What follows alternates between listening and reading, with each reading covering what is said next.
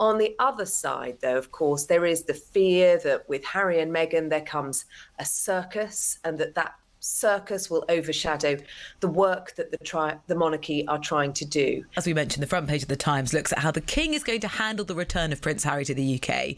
It's understood the King was with Prince William when the news broke and insisted privately that the work of the institution is not going to change. But in a personal capacity, he is very pleased at the opportunity to see more of his family.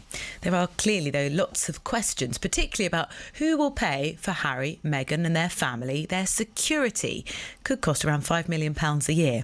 Sarah Hewson, the royal commentator, is here. Sarah, good morning.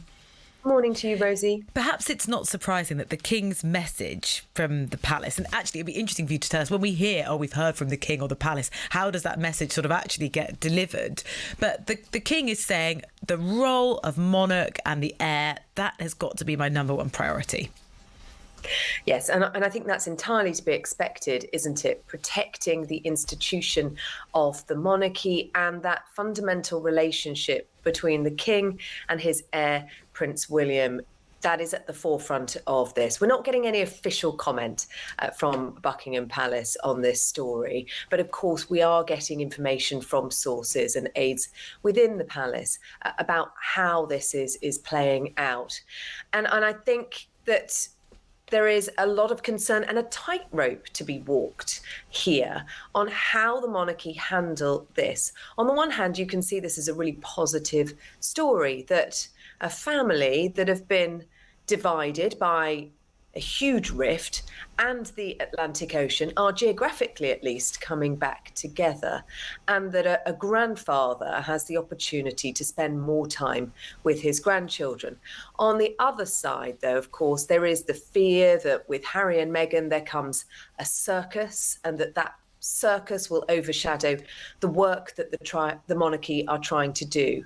And to one step further, the fear in some quarters that they will set up a rival court, the Court of Sussex, and that they will be operating as non-working royals but quasi-royals, and that again will damage the monarchy. So I think there's an awful lot still to play out here, Rosie.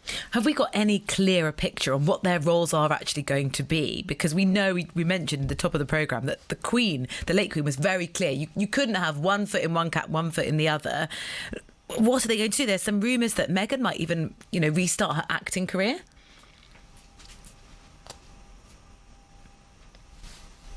Sarah, can you hear me?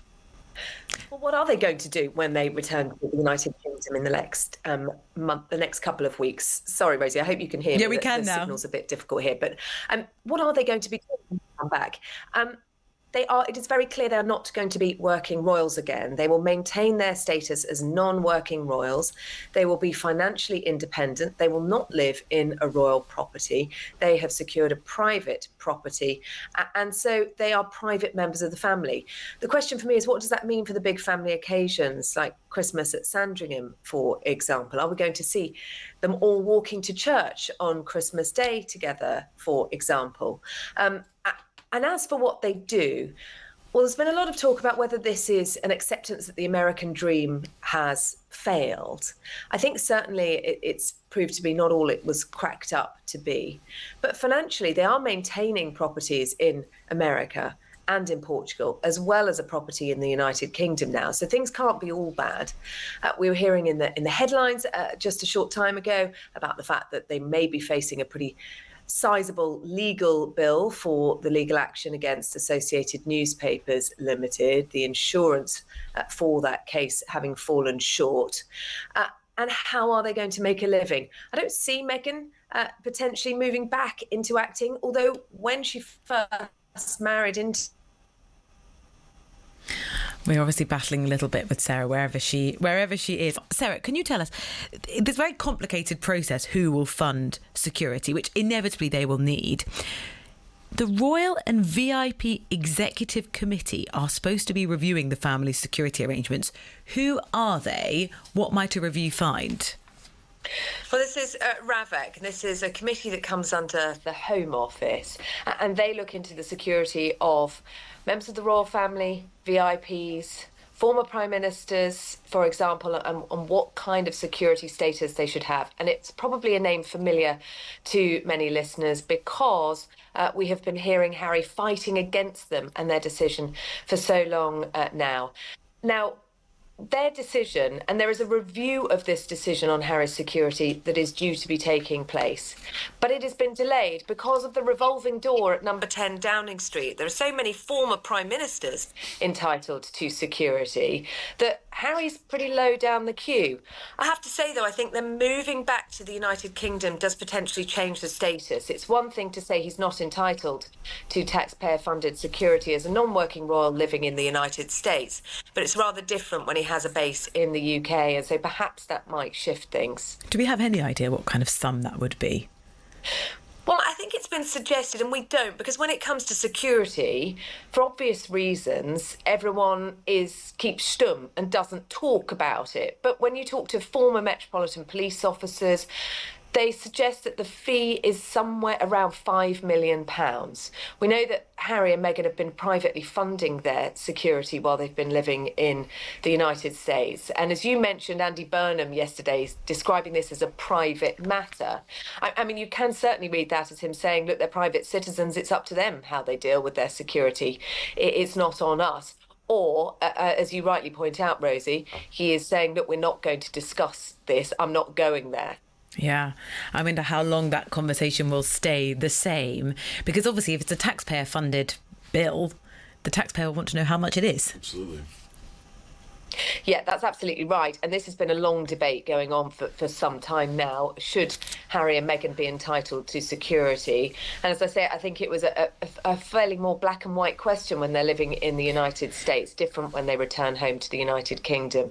There are those who think that, you know, former prime ministers, including Liz Truss, are entitled to taxpayer-funded police protection, then the son of the king should. And there are others in the other camp who say, look, they made their bed, they should lie in it. They're entitled to go off and make their own money. Why should we be funding their security? Yeah, the point Calum made, though, is that they are targets if you were someone who was seeking to hurt or damage the United Kingdom.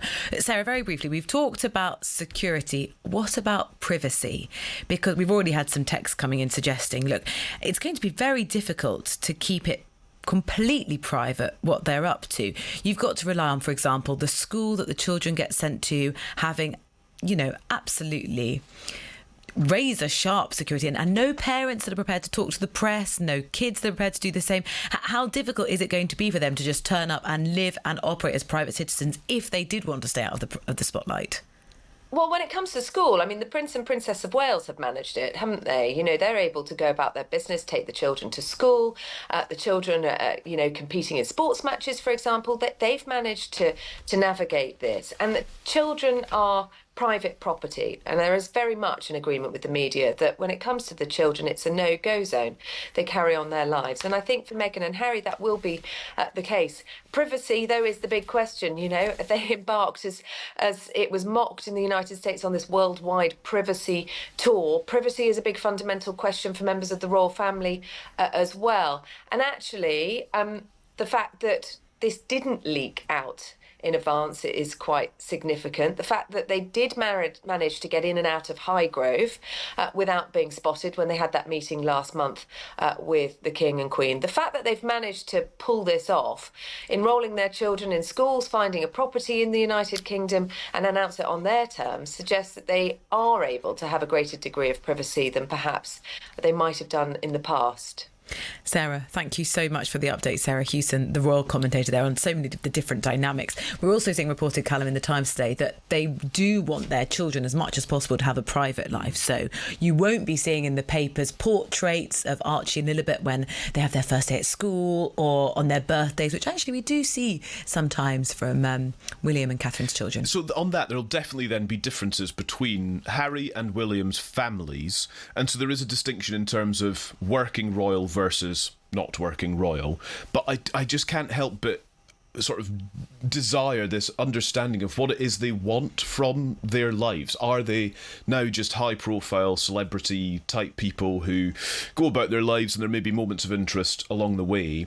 Or are they going to try and carve out this kind of quasi de facto royal role where they may become patrons of charities, They may show up to open. They're still former royals, aren't they? Exactly. They're still connected. So why wouldn't you want Harry to be the patron of your charity? Why wouldn't you want Meghan to show up and, endorse whatever community project you're doing? That's the sort of role that royals have. And so even if they're not officially working royals, I can't help but feel they will be working as royals. But Meghan has started this career as sort of lifestyle influencer, hasn't she? Which does feel a bit different. Not all that successfully, dare I say. I don't know. Like, she's almost like a less successful Zoella, if we all remember Zoella. But remember, before they got married, she ran a blog called The Tig. She was also actually kind of one of the early wave of influencers and was doing so fairly successfully, and decided, because she was going to be a working royal, of course she had to give that all up. Yeah.